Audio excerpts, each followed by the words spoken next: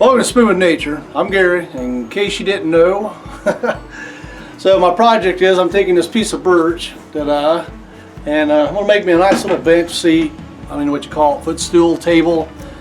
And I'm going to go through the process, pictures all the way through.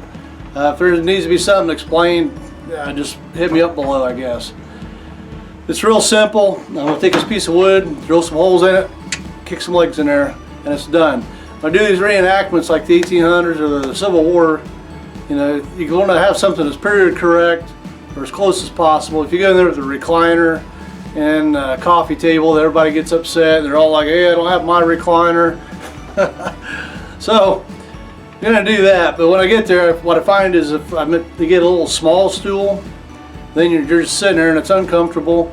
And then when it's time to eat, then you're wrestling, you know, moving stuff around. So this bench is going to be big enough for me to sit on. I can straddle it.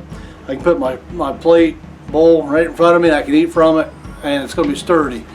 The good thing about it is the legs pop in and out. It's going to be easier to transport, and I can haul it around. You know, it doesn't take up as much space. So the whole thing is as much versatility as possible and portability as possible. Big words. So stick around. I'm going to take you through with pictures. If something needs explained or I wasn't clear, just hit me up below and I will get back with you. So let the fun begin.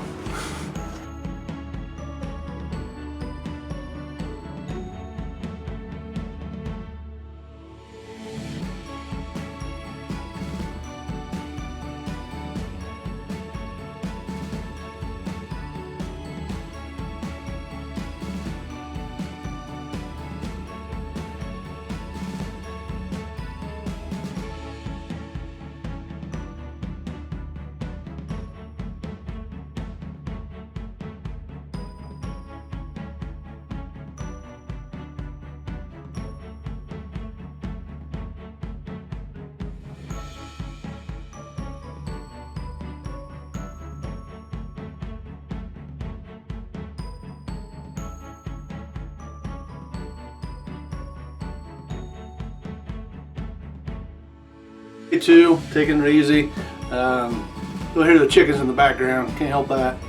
But when I got started on this wood yesterday, I found out that it was birch. I didn't recognize the bark. It's some form of birch. That's the thing, when you go to the city, it's like a composting site. You get a lot of ornamental trees and people cleaning out their yards or whatever. So this is probably where this came from. It's a species I've never seen. Anyway, birch, I went ahead and made me an arrow quiver. Really always wanted one of those, and it's hard to make. I mean, you can use maple, but this is just way cooler. I also got me a knife sheath now. I got that. And it's been a learning process. I found after making the quiver that you can actually separate. There's a real thick membrane on the inside, probably the greenwood. But it actually, the bark will actually pull off of that. Do that. So now there's my fire tinder. I got a pile of that going, and then this bark is very flexible, very pliable. While it's dry or while it's wet, once it dries out, it's a done deal. So that's why I kind of stopped all the other projects and done this one. I wanted to get it formed while it's still wet because it goes pretty quick. Pretty humid out today, and I'm gonna probably just go ahead. I got this piece that didn't come off the easiest. For some reason, it just separated. So I'm gonna go ahead and process that, break it down, and I'll have some fire tinder now, and I'm pretty excited about that.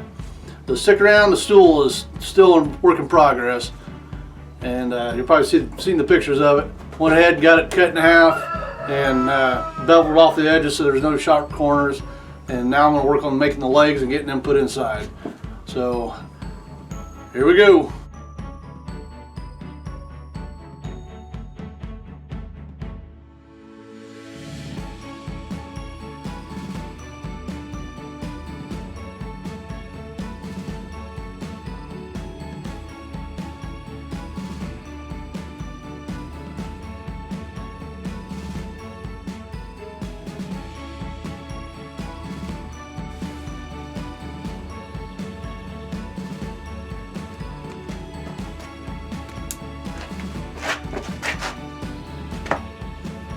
we got a success.